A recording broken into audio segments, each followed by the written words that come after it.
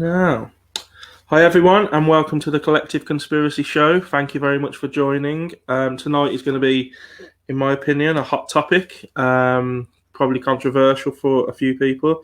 It might get a few heated comments on the comment section, but please just be respectful. One thing I want to outline at the top of the show is that at no point do we disrespect anyone that has died. At no point do we disrespect anyone that has gone through heartache or whatever throughout this whole the recent 3-4 month pandemic. We're simply looking at facts, we're looking at figures, and we're drawing some conclusions that might differ from the mainstream media, the BBC, and other news sources that you see regularly. Andrew is going to join us. I think he's just running a little bit late, but I'll put him into the feed as soon as he arrives. But for now, I welcome back Bruce. And actually, Andrew's just joined. Perfect timing that. So let's add Andrew to the stream. Hi, Andrew. We're live. Very good. Very good. How are you? Very good, thank you. You're right on time. So I've just introduced you both. So we've got Bruce Fenton. I believe you're a data scientist, Bruce, by trade. Yeah, so IT and an independent researcher, multidisciplinary researcher. And Andrew Johnson, who you might remember previously came on to discuss the moon landings, is a huge researcher, massively respected by myself and by many others in the field. And I know Andrew's been doing a lot of digging on the recent pandemic, shall we say. So, go on, Andrew, do you want to say something? No, I was just saying thanks very much for that accolade. I'm humbled by that, really. So thank you very much. And a similar background to Bruce. I think I've not met Bruce before. So hi, Bruce.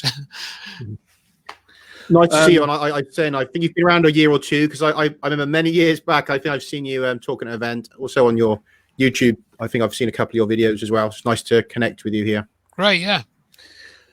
So I just want to kind of get talking, really. So the past, I say a few months, but it's been rolling on and on now. I mean, we're probably into the 6th month now, the 5th month since it's really started, and things just get crazier and crazier, literally by the day. But we're going to rewind a little bit, if people can remember, and go back that far to when it all started, and certain countries took different tacts, because obviously this virus was at a different peak in different countries at different times. Now, one thing that's being compared a lot is the lockdown model with Sweden and how other European countries did lockdown, and the difference there. And Sweden, it seems, may have reached a herd immunity. Now, herd immunity is when everybody kind of just puts themselves out there, gets it, the young, fit and healthy survive, and then they don't get bombarded with it anymore. Do you think that had a possibility of working here? Do you think the lockdown was right in any way? Now, obviously, that's a long-winded question. Take your time, answer as well as you can. Who would you like to start? Let's go to you. Start with Bruce. No, start with Bruce, because I'd be interested. Sure.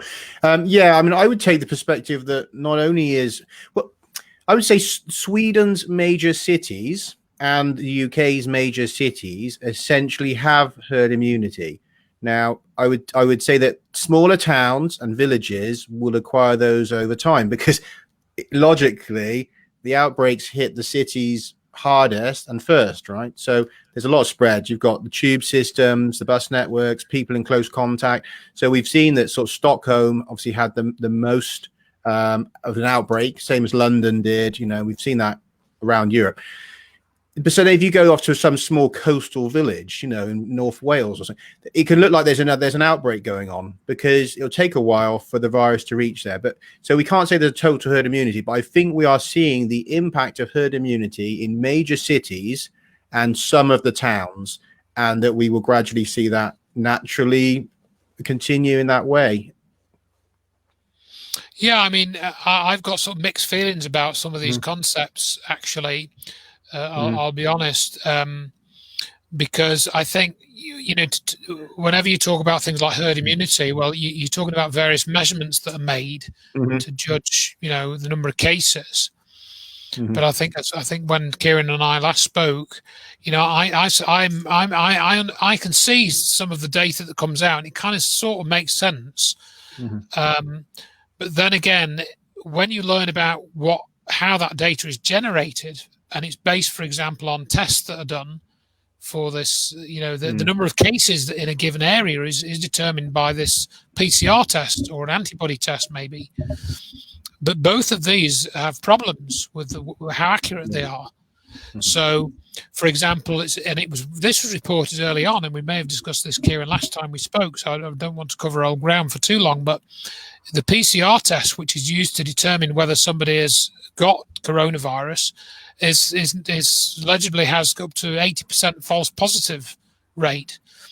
So when you factor that in, that means that any figures that you generate about a number of cases may not be reliable. And maybe I'll say that, may not be reliable. And perhaps I should be saying are not reliable. I mean, I'm not 100% confident because I don't work in that field, So this whole idea of herd immunity, whilst that has, and that actual as a concept as well, this concept of herd immunity is only about 20 years old or 30 years old, to my understanding. That's when this concept was first described. So again, I'm a bit sort of questioning of that. And of course, this has all become very politicized now. But even let's just take the herd immunity concept as valid and the stats as generally valid.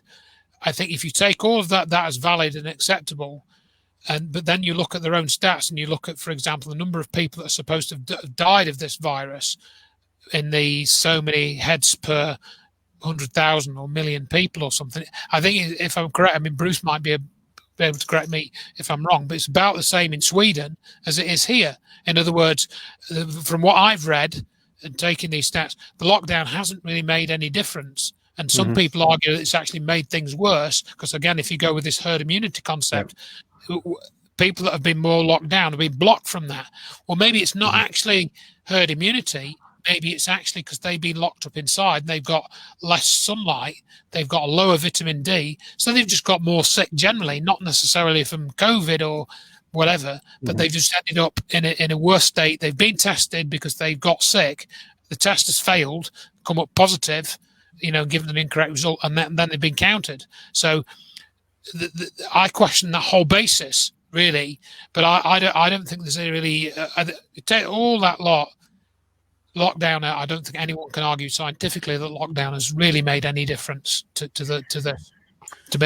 my way of looking at it. Yeah, no, I would say actually, in fact, if you look at population to population, relative sizes, Sweden to the UK, that and again, if you take the figures that we're given, then you'd say the UK has lost far more people in terms of, if you equal us against Sweden, right. So we've done far worse. And lost a lot of people. But as you rightly say, the question then is, who's dying of the virus, who's dying of lockdown, but overall, we've definitely, if you were to take all these figures we're given and say, okay, let's believe them, we would seem to have more excess death than Sweden, despite us having this lockdown that's supposed to be preserving life. So clearly on that scale, it is not working in the way that it was sold to people. Right. All. And I may have said this again last time that I came on, Kieran, but I look at this 2009 swine flu pandemic, or they didn't actually call it a pandemic. They said it was about to become a pandemic.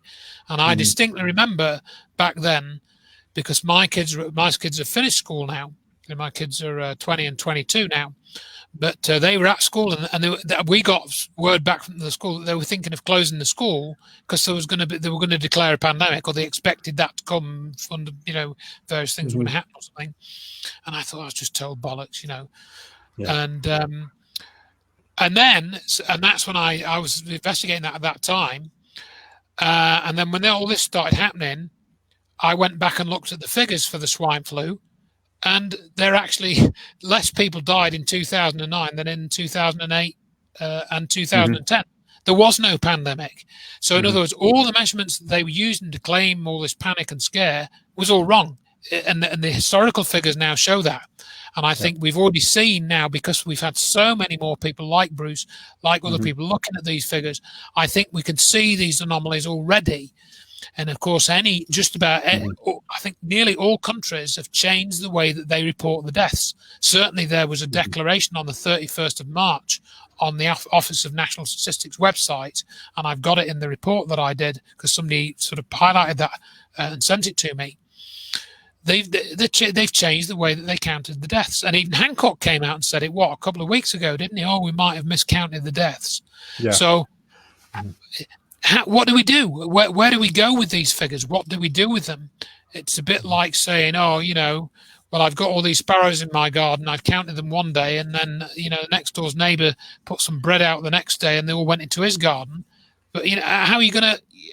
And it may not have been the bread. It may have been that a sparrowhawk came in and chased them all away. You just don't know the reason because they've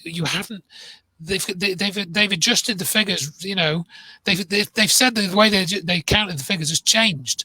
So if you haven't got a baseline, if you haven't got a baseline to operate on, what are you going to do?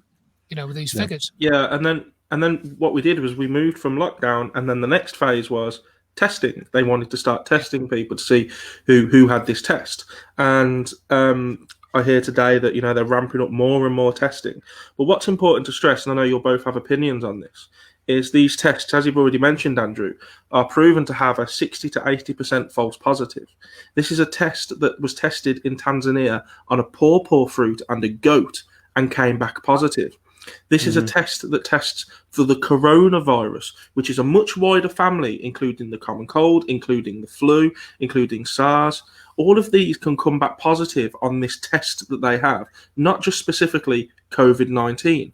So if you have any common cold symptoms, you're going to come back positive. And the more they test, the more figures you're going to have as positive. That's natural. So we have this big spike now on the media where they're pushing it and pushing it. Figures are rising. Not the death figures, because they can't push that anymore because people just aren't dying because we're not in the flu season. So their next level of scaremongering is the cases, just confirmed cases, are going up and up and up. What people should realise is the cases are going up, but only 8 people died yesterday, supposedly, of COVID. Only 8. Does that show that herd immunity has worked? Does that show that the virus is being weakened? Is there any trust we can put in these tests? I'll just add there as well, I've noticed that the media has kind of quietly moved from referring to cases as being, hospital cases, to infections are now being talked of cases, right? That's a very sneaky move, because before it was clear we had infections, which were widespread. Most people, no symptoms, and then we have cases where people had to go to the doctor, they were very unwell or seriously ill. And then, of course, you've got, ICU, and then of those, some that die. But now they're talking cases, and they're quite clearly referring just to infections. Now, I think that's a really sneaky move that people should keep an eye on, because those are not really cases. If these are people that have no symptoms, they're just turning up as, they're positive, those are not medical cases where they need any treatment. Absolutely. And, when I decided to put that report together, which I think is around the time that Kieran and I last spoke, I think it was around that same time I was contacted by an immunologist from the US. She didn't give I don't think she was using an alias, because she said she'd left the pharmaceutical company that she worked for years ago from, ethical reasons, basically, or conscience. But she pointed out to me that it was very important that we distinguish between COVID-19 and SARS-CoV-2, because, of course, SARS-CoV-2 is the alleged virus, which some say doesn't really exist, or not in a novel form, and COVID-19 is the disease.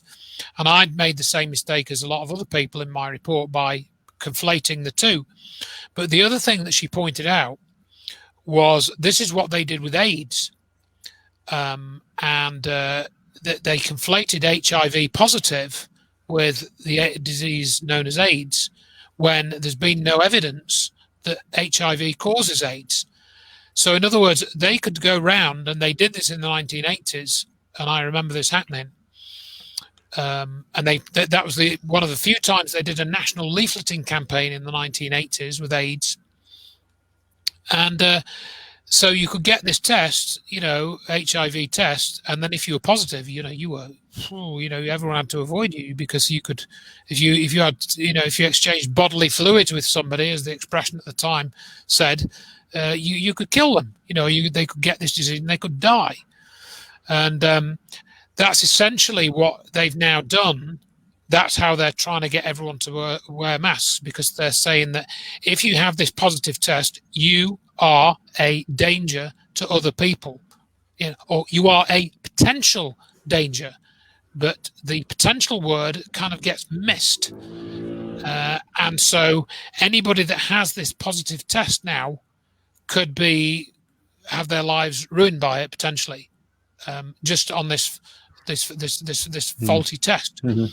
So as Bruce says, and a few people, and I was watching some of these videos on Anna Breese's channel she's been doing this series. I don't know whether you guys have been watching these, where and they're catching on to this now. Thankfully, what you just said about the distinction between the positive test and the infections, and they've caught on to it, thankfully. And I hope more and more people catch on to it, because it's a key. That's what they're having to do now. As you said a couple of minutes ago, they are reporting cases. And I've just written to the Derbyshire Health Authority, because I live in Derbyshire, and at the end I said, you should be imposing a moratorium on COVID-19 testing from tomorrow. And if you do that, the problem will go away. It will just disappear. And all you need to do, go back to the old way of doing things. People get sick, you treat them. You don't have a test to say, well, you might get sick. I mean, and all these people that we're going to talk about the mask, and if I may go off on one about the mask now. So all these people that are wearing masks, I'm doing it to protect others. Really? Oh, that's nice of you. Are you infected? Are you dangerous to other people? Well, I don't know. Have you had a test? Oh, no. So how do you know that you're a danger to other people? So in other words, there are many, as we could talk about the masks for hours and hours and hours, and all the ritual aspects and this, that, and the rest of it, and the muzzling aspects. Yeah. Sure. But there is another aspect. You are getting people implicitly also to assume that they could be a danger to somebody else with no evidence. It's not like that you put on the mask and then it goes red, to say that you're infected or something. You don't even have that. You just have a mask. And so there is a very insidious psychological trick built into this whole mask scenario. And it's like turning everyone into a terrorist. It used to only happen at the airports. You were assumed to be a terrorist at an airport until proven that you weren't. You'd been through the scanner, you had a pat down or whatever it was. But they've now extended that into the general population. And one of the Anna Breeze videos was a Muslim guy, and he was describing how they were victimized, and that's actually weird, because that's the first time I've heard a Muslim guy speak out like that about 9/11. And I knew this already, but when I watched that video, it really helped me to understand how they've been extending that victimization, from not from just the Muslim community or this group of like whoever it was that they wanted to have persecuted. They've extended it into the general population. And of course, Cressida Dick, as we know, she has played a role in that, saying, well, I hope that people are going to shame others who aren't wearing a mask. Yeah, I just want to touch on that. I mean, firstly, just a quick final kind of closing comment on the test for those people that are watching. Something to think on. If this is such a dangerous virus, a pandemic where people are falling down, dying in the streets, that's a pandemic. If this was so dangerous, why do you need a test to tell you that you might have it? Just think on that. But now onto the masks. I think you've just touched on something there with it was the police constable, I believe, and she said that we need to start shaming people that aren't wearing masks. Now, I'm asthmatic, so I can get away with flashing an exemption card and not wearing one. But I try not to flash the exemption card. I just try to not wear one. I just refuse. But what we're doing here, and I've said this I think I've said it to you, Bruce, and I've definitely said it to you, Andrew, is we've out-sheeped the sheep, and we are now doing the police's job for them. And we're policing each other. We're leaning out of car windows, shouting at people because they're out for their second exercise for the day. We're leaning out of shop windows, shouting at someone because they haven't got a mask on and they could kill grannies. So, and this is the way it's going. And it's almost having this two-tier society where you have the masks and you have the maskless.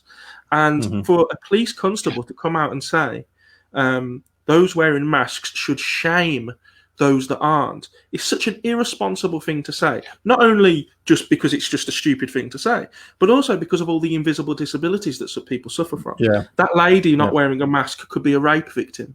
That man not wearing a mask could have fought for his country and be suffering from PTSD or anxiety. All these things that could be going on under the surface lead to why they might not be wearing a mask.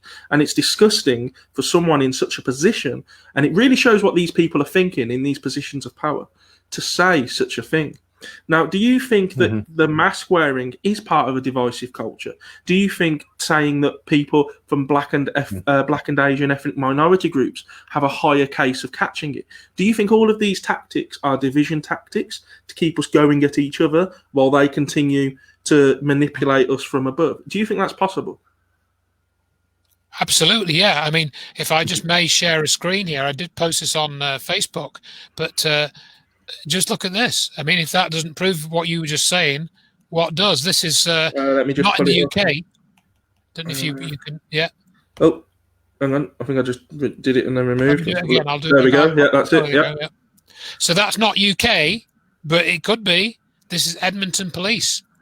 And they've got a web page now where you can snitch online. And Oh, have we lost him?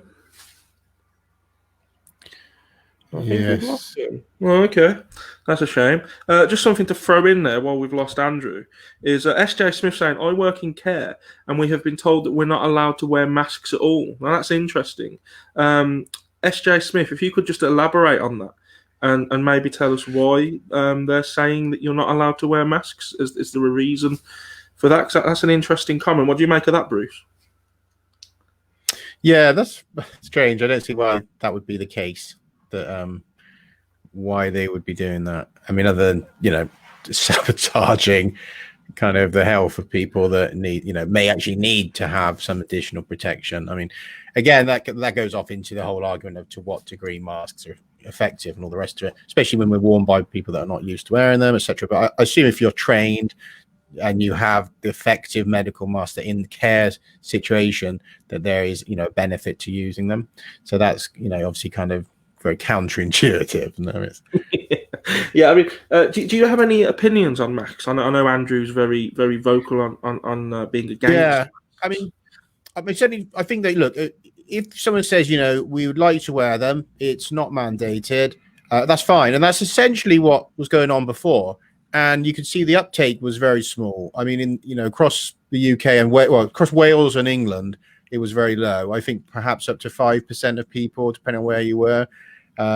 Talking to other people, I'd say that figure, I did a survey, that figure seems fairly consistent. And then suddenly, of course, once it was mandated and you say they're a criminal if they're not wearing it, then it's the mask started coming out. But it was quite obvious the average person had realized that they didn't really need a mask, right? They weren't wearing them. Nobody was panicking. Nobody was wearing them really. Hardly anyone wearing them in the supermarkets or anywhere else.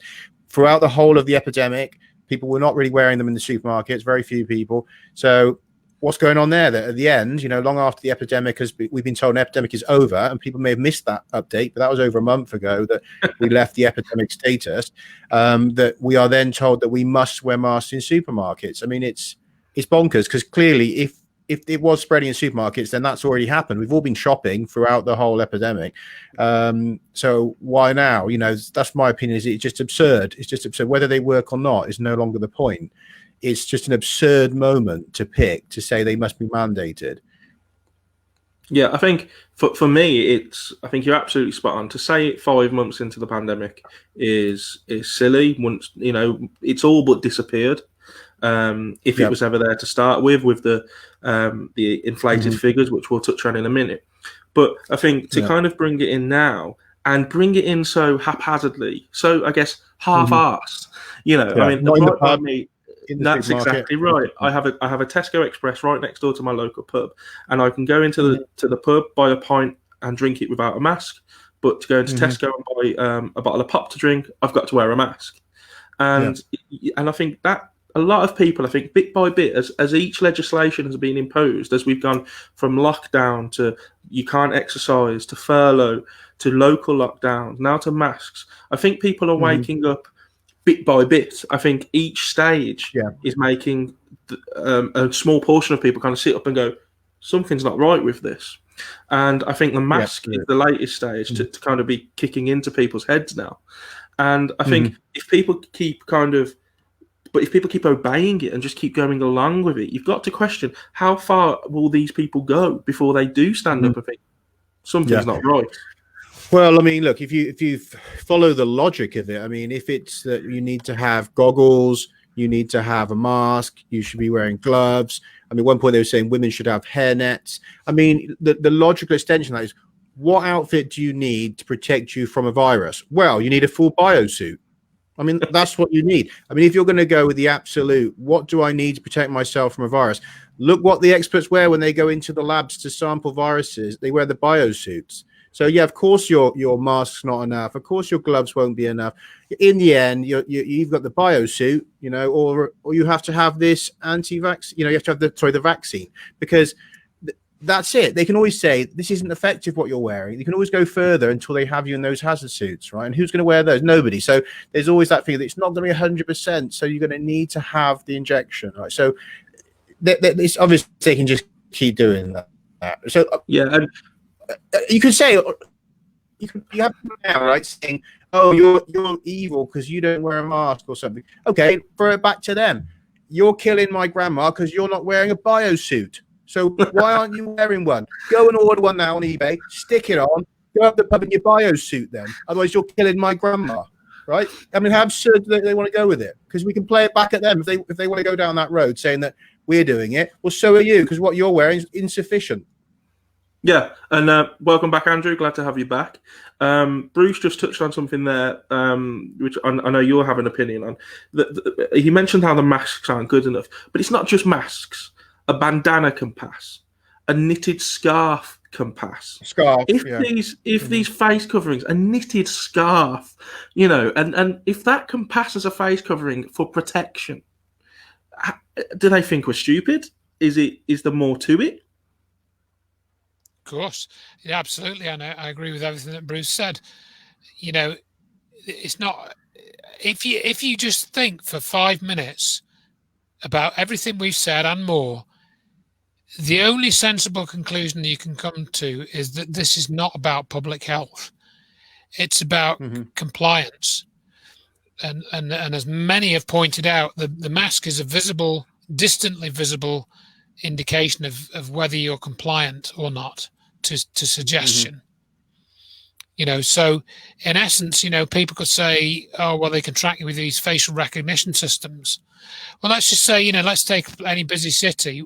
Let's just say somebody somewhere in, you know, wherever is hooked into those CCTV systems, and they can take a real-time picture of a street in, say, Manchester or Birmingham or something, put that through some AI. They're not really bothered about recognizing faces in that picture. They've got some software that can work out the likely percentage of face coverings being used. And that can then be collated on a national level, all in real time through some sophisticated software. And somebody somewhere, you know, in Westminster or wherever it is, in an underground bunker somewhere in the middle of the Antarctic or wherever it is, you know, can just get a readout. Oh, yeah, this many people are complying, or this is our statistics. Now, clearly, you know, it may not be very accurate because we don't know how that as a total population, but I can, the way that my brain works, I can see that they might be doing stuff like that. And also I've been thinking, you know, you've got to ask yourself, why hasn't Facebook been shut down more? Why? I haven't been censored on Facebook at all. I've had a couple of posts which are fact checked, I think, in all of this last 5 months or whatever it is. I think I've had literally a couple. I haven't had any posts deleted. I haven't had my account blocked, nothing. Same with YouTube. I've had one YouTube video deleted, I think, maybe two, or censored. Why? Because I think, and I know some people have been censored. Dr. Vernon Coleman is a classic example. A lot of his videos have been censored. Recommend people watch some of his videos if they haven't. Now, I think what they do is they're looking at they've got real-time software. They can, for example, monitor the number of Facebook posts that are talking about masks and slagging them off, or saying you should be doing this, you shouldn't be wearing them, against the ones that are pro that, same with Twitter. I think they can monitor all of that in real time. And then I think what they do is that feeds into some mathematical model, and then they use that to roll out the next psychological operation. see, well, when are we ready to do this, or when should we do this to get either the maximum fear effect, or when we're getting really desperate, like they clearly are now with the local lockdowns and stuff. And I think that's how they decide it, because they can get a feel for what's going on in people's minds by watching all the internet traffic, basically, and as I say, maybe looking at doing some AI on CCTV footage from various cities. Now, I just want to touch on censorship there, because that's a fantastic point you've brought up there. Censorship has been going on for a while now, through various ways. Certain people have had their YouTube channels demonetized and deplatformed, so they lose money. They can't get advertisement on it. I mean, the most famous one, and it's not just him, but David Icke had his YouTube channel deleted and his Facebook channel deleted and all that stuff. And surely the most rigid, I guess, BBC viewers should sit up and think, is this not the modern day version of the Nazis burning books? And I believe that it is. And if the YouTube channels are being censored, we're having Bill Gates, who we will come on to in a minute with the vaccine, but we have Bill Gates, who isn't a doctor. He isn't medically qualified. He's a computer programmer.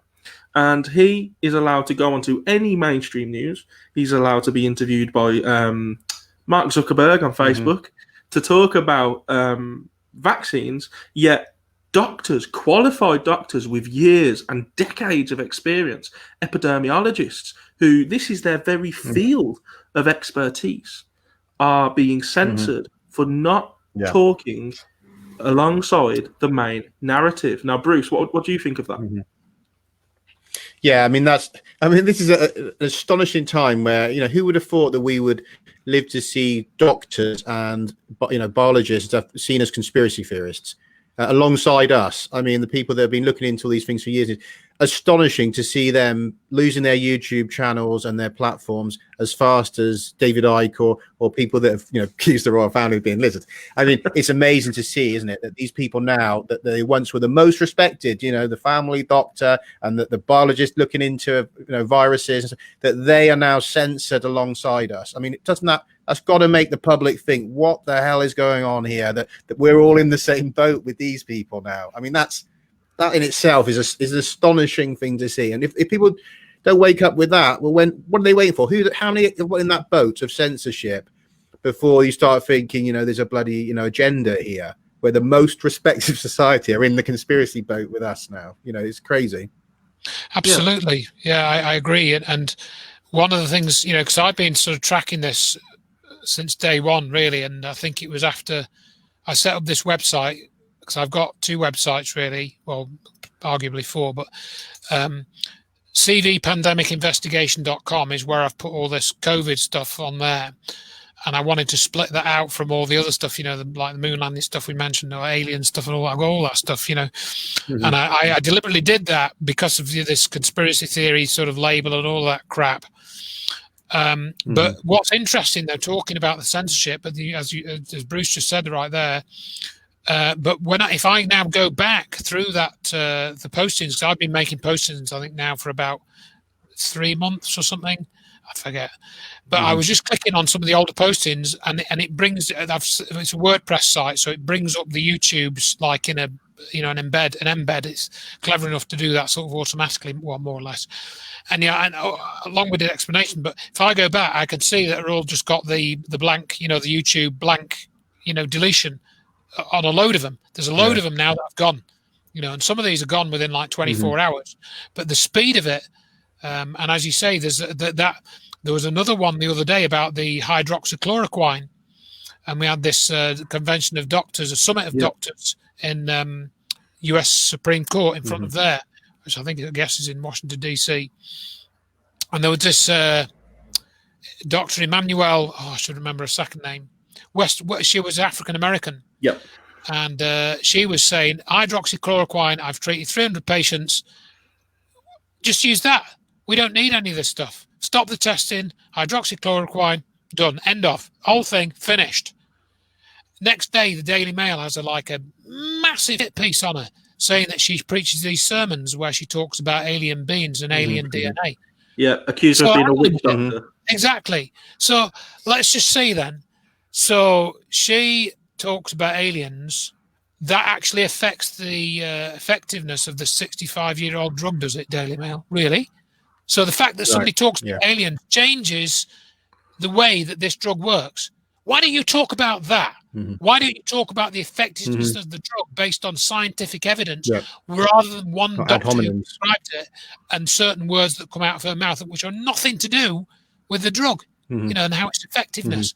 That is what the state of journalism is with this issue. And of course, we could pick other examples, but this issue is affecting everyone in the world. As I've said, 9/11, for example, we've talked about like moonlands, whatever. That only affects a relatively small number of people. This affects everyone. So the journalists that are putting out this false information, or they're not putting out sufficient information, in the case of, say, this Daily Mail article, they're just focusing on the messenger and shooting that person down as hard as they can. They are committing. They are party. The journalist that's written that to me is party to manslaughter, really, essentially. Because that's what it's true. People that are not able to take this drug are going to die. It's a 65-year-old drug that's got a proven track record. And the Daily Mail is discouraging people from investigating it. And some people, because of that, will die. And then and that just brings me on to the saviour, the thing that's going to rescue us all, a vaccine. So we're not going to trust drugs that have been trialled, as you say, for over 60 years that have countless positive results. We're going to go with a vaccine that has been rushed through in absolute record time with zero really safety testing, and we're expected to just trust that from a guy called Bill Gates, who's going to make a shed load of money from it, who's now coming out, it's almost like a comedy show, he's now coming out saying, we're going to have multiple shots of it, almost like he gets paid by the vaccine, and that they're agonizingly painful, make people sick. Yeah. So what are your? I know you've both got some very strong thoughts on this. Bruce, we'll go with you first. But why are we being led down this? No one's telling us how to boost our immunity. No one is telling us the benefits of sunshine and exercise and healthy eating. In fact, they're giving us half price on McDonald's now. What they are telling us is you need a vaccine. What's going on there? Yeah, as someone else pointed out. I think maybe at 21 Newswire, the guys there, it's being sold to us almost as we don't have an immune system, that the immune system does no longer exist. It's not even there to have a conversation about because you don't have one, right? That's the way it's been put. And yet the academic studies are showing that the T cells we have, I'm not going into a complex immunity, but the T cells on our first lines of defense are effective in perhaps 50% of people at resisting the infection at the start. About 50% of people, they found this in one random trial. That you've also got other immune systems where we found that there are people who have immunity from previous infections of other coronaviruses. It's similar enough that their immune system recognizes it and defeats it again, right? Second line defense. And due to genetic differences in populations, there's some people that just don't seem to be able to get it at all for various reasons, right? So at this point, it looks like only 20% of people can actually get it. Right? And there's nowhere so far that I've seen that more than 20% of a population, whether it's a ship, think how contained you are on a ship, that they don't get more than 20% infected. So you've got that being ignored, the fact that the immune system is doing very well, thank you very much, at resisting this. But that is barely being put into the news cycle. You have to go and look at these academic papers and stuff. And then we also know that if you go outside, you breathe in viruses all the time, the immune system is strengthened by that. That's how part of why you have an immune system. Exposure. You're exposed to weak viruses all the time, right? You're going out there instead of staying at home, right? Also, you have to obviously have access to, good lifestyle, happiness, connectivity to people. All these things have been shown to boost the immune system. They're crucially important. They don't know why, but people who have a lot of connections in their life, a lot of friends, a lot of family, a lot of connections, it's proven that they get less coronaviruses and influenzas than other people. Right? So you're fracturing away all of the things that are known to give us that extra boost to the immune system, which would defend against this.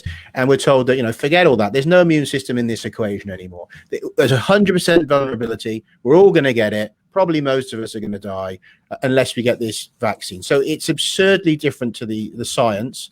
And we're told that we're following the science. So straight away you can see that there's essentially fraud going on there. You're being frauded by these pharmaceutical companies, their spokespeople, the media that they are funding, which unfortunately is a lot of the health media globally, which has a web back to Bill Gates. So, you know, we've got BBC Health, we've got the Telegraph, people openly saying, you know, you'll see funded by the Bill and Melinda Gates Foundation in there. So if you have a massive level of bias that this guy's going to make this profit, you know, he's funding the people that are telling you what's best, and he's going to make this huge amount. I mean, where do you start with the question? You at some point think, this is not an independent media. This is not an independent pharmaceutical company. It's not an independent expert talking to you. You're being sold throughout by different salespeople that this product, and they are completely discounting your immune system, which overwhelmingly eradicates this virus. I mean, without going into a long spiel, I'll just add as well, you touched on Sweden earlier. Consider Sweden, right, who went down not the route of going for herd immunity, but they said it would be a secondary effect. Now, so where are they at? Because we keep getting told, oh, they haven't done very well. But right now, they're supposedly, according to the world meters, you know, whether you trust them or not, they are saying there's about 66,971 infected people in Sweden, right? Of those, 37 are serious cases. 37 out of 66,971. And do you know how many people died in the last few days? About one a day. So I would say that they've got to a very good place. And yet we're being told that, oh, it's failed there, and that, you know, they're going to need this vaccine as well, like everyone else. It's like, how's that failed? Right? If they're down to that, I would say that their situation is now pretty much resolved. Yeah, and I think, Andrew, before you come in on this, I just want to throw out there that Australia are in one of the most strictest lockdowns going. I mean, Melbourne have just been announced. And I think, if I've got this right, at the last count, it was about 163 people have died in the whole of Australia, population of about 5 million or something like that. And it's very, very ridiculous. You know, more people have killed themselves today than have died throughout the whole pandemic in Australia. And they are in one of the strictest lockdowns, and they will be until the vaccine comes along. What's your thoughts on vaccines, Andrew? Well, I was just thinking, you know, we have this expression that if you look at the way this has been marketed, it's, you know, the phrase used car salesman comes to mind. But I've got a proposal. I think we should replace the phrase used car salesman with unused vaccine salesman, which is what Bill Gates is proposing. You know, and this is really what it is. You know, he's trying to market this unused vaccine, and he's got the world's mass media to promote it for him for free, basically. And he's basically saying, well, that's the only route. And he said this on April the 12th on BBC. And as Kieran pointed out, this guy isn't a doctor, yet he's got access to all the world's media. And he isn't being censored as a doctor, as he said this earlier. It's a very, very, very good point, worth mentioning again. The real doctors are being censored. So that shows that this is another example of inversion. Everything is the wrong way around. You know, and that extends, for example, to hospitals. Hospitals are now closed, and they are turning people away. The doctors up the road from here, they have an NHS printed sign on the door saying you must wear face coverings when you come in. Yet face coverings damage health. So the hospitals are now in a situation where they're damaging health. You can't get dental treatment unless you're half dead or your tooth's, you know, in agony from tooth, you know, needs pulling out or whatever, or dealing with. It's crazy. And going back to the vaccinations, going back to this thing about immunity that Bruce was saying, well, let's just approach this from a scientific perspective, shall we? Right, we'll have this vaccine developed, say, by Christmas, just for the sake of argument. So what we'll do is we'll get 10,000 people. We'll prove that a proportion of these are infected with the coronavirus, and they're sick. You know, they're ill in some way. They're incapacitated in some way. And then we'll take half of those people.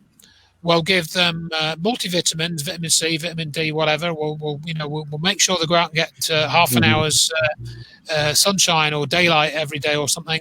And then the other half, we'll just give them the vaccine, and we won't give them any extra vitamins or anything. Let's see how those two groups do on this vaccine, shall we? You know, and then with two sets of circumstances, and then we'll just have a control group where we don't do anything. Are they going to do that with this vaccine? Has anybody in the press talked about that as being one of the tests? No, they haven't. They said they're just going to inject it, and in fact, they apparently already are doing this in some places, and hope for the best. You know, that's not science. Clearly, it's not. Perhaps I'll invent a catchphrase here. It's not science; it's compliance. You know, I like that. I like nice little rhyme to that as well. Yeah. I think well, I think with the vaccines, and I know I'm just cautious. We're 3/4 of the way through now. It's with the vaccine. For me, the agenda there is where they're taking us is this kind of credit score society kind of thing, and they're already throwing it out there. I saw an article the other day about the Premier League, the football, about how you're going to have some kind of immunity passport to allow you to go and watch a game of football. You're not going to be able to travel unless you can provide your immunity documents, your health records. You're not going to be able. Your child won't go to school. You can't go to watch your favourite band in a concert. And so what I think is they're not going to pin you down and physically stick you with a needle.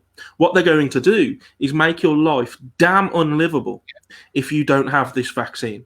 You can't go on holiday. Your children can't go to school. You can't take your children to play school or to jungle gyms or whatever.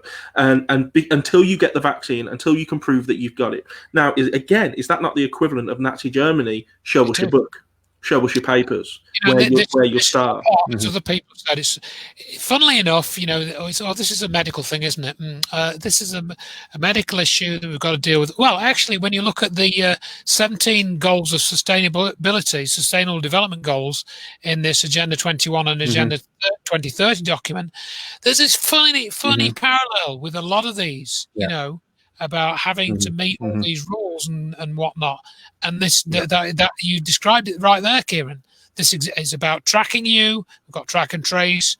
It's about preventing the access to goods and services unless you've got the right thing stamped on you or, the right papers, but they're not papers anymore. They're electronic, chips or they're tattoos, like this ID 2020 thing.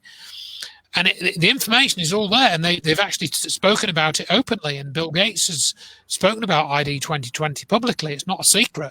So you can see it's all there. And it is all about tracking the population. You can do this, you can't do that. You can only do it at this time, that time. As you say, leisure activities are now not possible because of a risk, to everyone else that's there. And, you've just got to do it for the sake of the community. Communitarianism. Oh, communitarianism. Yep. That sounds a bit like communism. Absolutely. And one of the things there that connects back in that with the Agenda 2030 and obviously the World Economic Forum, who've been, really much very visually behind what's happening, openly coming out now in the papers. You've got all these people in the World Economic Forum saying that this is the Great Reset and that, that we're not going to miss this opportunity to reset the world, the economy, the way we think about races, the way we think about everything. All these things you see in the background happening with the, with the self-identification, with color, all these connecting into things that they're talking about. And funnily enough that. But also you'll note that one of their own main videos, so they're sort of marketing videos, they talk about their fourth industrial revolution, which is the revolution not of normal energy systems and economy, but of the remaking of human beings. And they're openly saying that. Now, isn't it funny? They want us to get used to the idea of everyone having injections, not only everyone having injections, but of modified RNA and things like that. And they're talking about the next revolution is changing you. They said you will be unrecognizable. They talk about we won't be able to think of humans as biological things anymore. This is what they're talking about. And they would like to use modified DNA and technologies, embeddable technologies, to remodel human beings. And here we are being told that they want to use, modified RNA injections in us to start changing how we function at that level and getting us used to that, almost with a softly, look, all these lovely modified RNA technologies and the wonders they can do for us, like saving us from coronaviruses. What next? Right? Yeah. What next? Because they've already said they want to remake human beings. And people have said that this is kind of like a culmination of transhumanism, where AI and human human bodies and human brains kind of merge together. Yeah. And they say that, I've heard it said that why this is happening now is because all the infrastructure is now being assembled and the technologies are all here now, that these people have got all these insane psychopathic plans, and all the enabling technologies are now available. We've got Elon Musk with his SpaceX satellite fleet that's allegedly going to play a role in this. Maybe it is, maybe it isn't. I don't know. But everything that Bruce has just said, everything that Bruce has just said, I've read all the same stuff, and I don't know all the details. But yep, that's what it looks like. It is the Matrix. It's something very similar to what was in the Matrix film. And there's that other patent, I forget the name of it, where I think it's one of Gates's patents, and it's not the ID 2020. It's that other one where it's based on a cryptocurrency system which is linked to your bodily processes or something. I forget the exact name of it. And it is digital mining with your mind or something. That's right. It's mining your digital currency with human activity or something. It's really flipping Matrix type. But we talk about the merging here of AI, and this is something that a lot of researchers have spoke about over the years, and how you've hit the nail on the head there, Andrew, how everything is kind of culminated now, and all the technology is available, and they've worked for decades on this. They got us addicted to smartphones. So now we're all using the track and trace app. Now we're all used to having our head buried in that while they can do what they want. We're otherwise distracted. They've got ourselves arguing with each other on Facebook, on other platforms. We've got people taking photos of themselves and making money from it. That's their job, Then they got us addicted to the wearables. So it was the smart watches. It was the smart glasses. It was all these other things. Children have got it as well. Now they're going to move on to the implantables. So the RFID chip and all that stuff. So that is one aspect of it. The other aspect was getting us used to paying without physical cash. Now, cashless society is probably a show on its own, and I might touch on it maybe on the next show, because I do feel like this is a subject now that's getting so dangerous, so close to everybody's heart, that I feel like this needs to be discussed more. And I think cashless society is another huge agenda, and the more that this has gone on, the more that agenda has come to the forefront for me personally. And people, they won't take money off you because it's paper and it can contain germs, but when you've paid, they give you a paper receipt. So it's all these kind of just hypocrisies of it all, right? When you actually think about it logically, I'd add one little point to what you were saying there, Kieran, which you made me think of when you were going through that. And this is that a lot of people don't really want to have stuff injected into their body, all right? Just generally. So people have talked about having an implantable chip to get into a place of work, and I think there are one or two places that is real now, maybe in the US, I don't know about UK, and they don't really want to have a credit card on an implantable chip. Sweden, they like it. Yes, Sweden, yeah. But if you're going to die from a virus and have a jab, you don't mind something having it in your body for that, do you? You don't mind having a jab to protect you from a disease or death or pain, but you do mind it for credit cards or whatever. So I think if you think of it, that's why they're using this ruse with the virus to get the implantable bit into your body, rather than just get used to it. A contactless card or whatever. Yeah, I mean, I'm definitely going to talk about cashless society on another show. But just quickly, when I was talking about people getting you used to this and indoctrinating you for decades, for when this moment finally happens. I mean, I saw an advert the other day for it's called Go Henry, and it's a credit card for children, and you can now pay pocket money onto a credit card for children, and certain stores such as Argos or Sainsbury's or whatever will accept this, so children can go and spend their money using contactless. Right. And if that's not indoctrination, I don't know what is. Yeah, you want to get the children. Yes, because the children are always the focus of these things, because they know that some of us older people, we won't buy it. We don't like, as you get older and older, you don't like change and all the rest. Really, the focus will be on children. I mean, look what they're doing in the schools. Kids having to sit in little micro bubbles and getting used to it. You all got the masks and all that. Because if you can get them, that's the next generation done. And this has always been a long game, these kind of social changes, isn't it? You know, that if you can get the children completely bonkers so that they're having to live in this madness and that they've accepted it, then you're done. Right, because the next generation it's normal for them. They've had the RNA vaccine. They've had the years of it in a cubicle at school with a mask on and the government propaganda blaring into their heads. Once you get that done, it's job done, isn't it? The rest of us will die off, and that warning will be lost to them, right? Because the children don't really get it. They will accept that brainwashing open-mindedly, especially if their parents are going along with it. But, you know, enough with the teachers, the TV, and all the rest of it. So I think that's where we have to really keep an eye, is the focus they're going to put on children, you know, and this really what I call child abuse. What you can see is openly happening now is a kind of child abuse. It is. And it will be, to get them used to a cashless society, get them those cards, get them accepting these vaccines at school and stuff, you know, and in the end, the few of us that dissent, it wouldn't matter. So you kind of have to be aware that that's going to be the focus on children. Yeah, I mean, we've got 5 minutes left now, so I just want to hand over to you two for a couple of minutes each to kind of have your final say on it for tonight. Anyway, Andrew, we'll go with you. Anything you kind of want to pass over to the people that are watching this? Well, I think you know, you do need to be thinking about the future, because certainly from where I'm sitting, it's not looking great right now.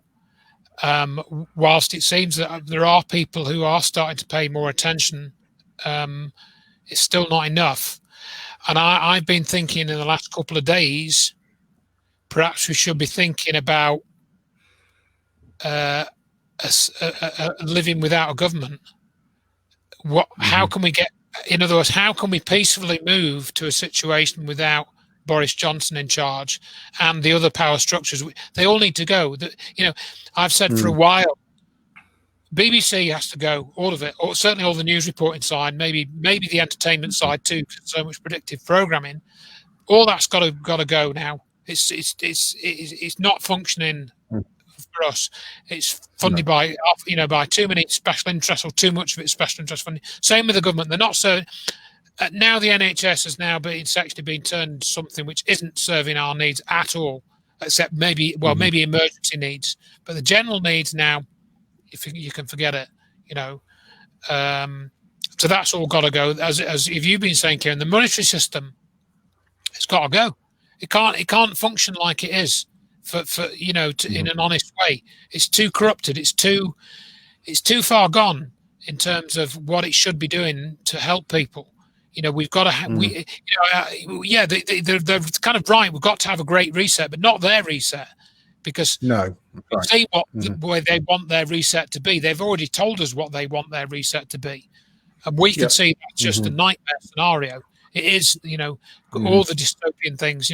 It's insurgent, it's divergent, it's 1984, it's Brave New World, it's all of those things. Elements of all those things, some kind of quasi the gestalt of all those things. And we don't want that.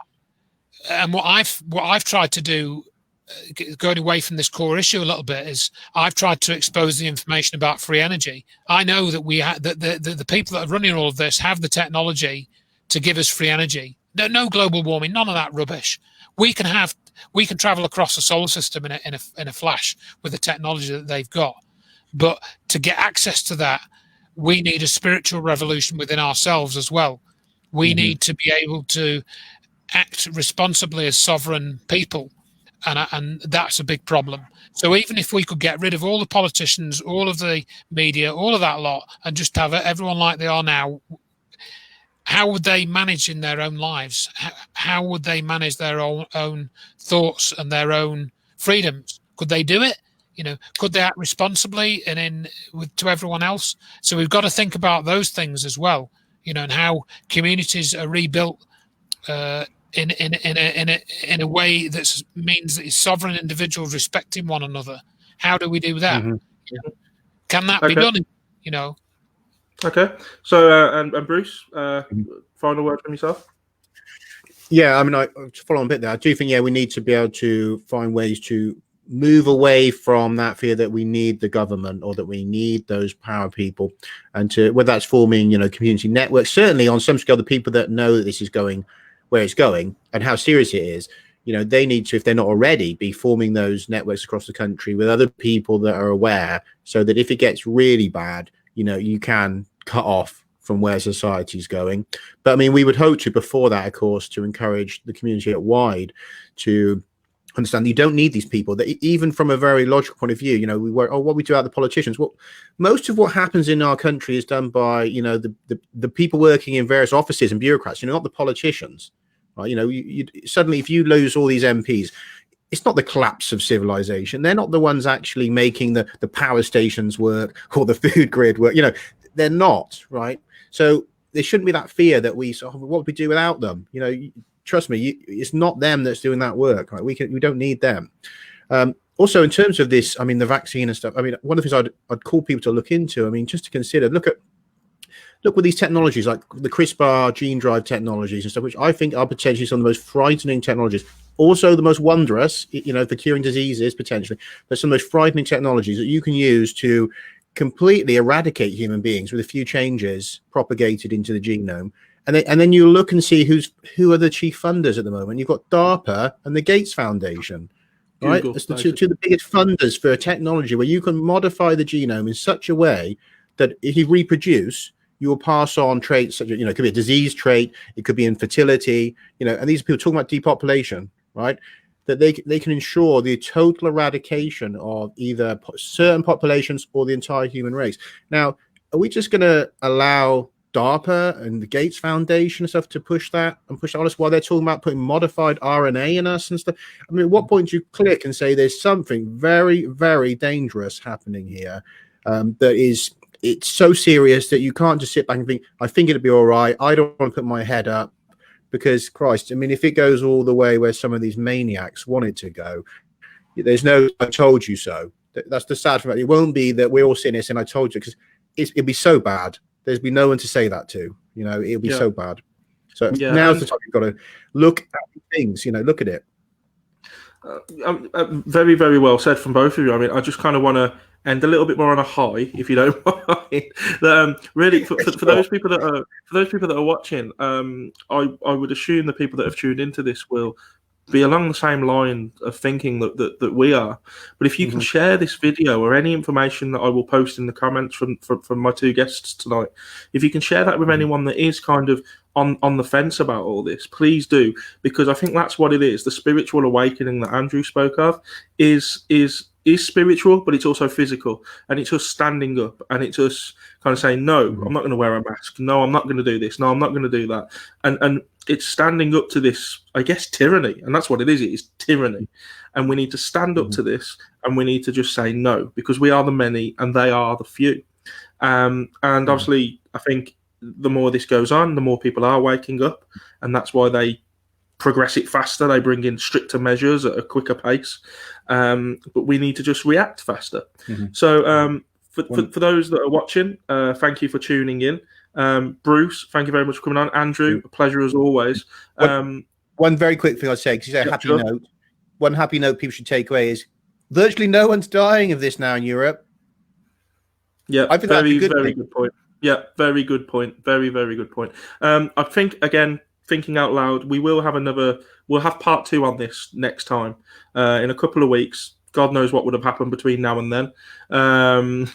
And I'll get you two back on. I can see Mark Conlon is commenting here. The Birmingham gathering on the 15th of August. If anyone's near there, it's happening all over the country. You just have to Google where it's happening. Go to your nearest one. Show your support. I'll try and get Mark on the next show as well, and we'll have a 4-way to discuss this. But yeah, thank you very much for coming on, guys. Enjoy the rest of your evening. It's getting late. And for everyone watching, thank you very much. And until next time, take care. Thank you, Kieran. Thank you, Andrew. Appreciate it.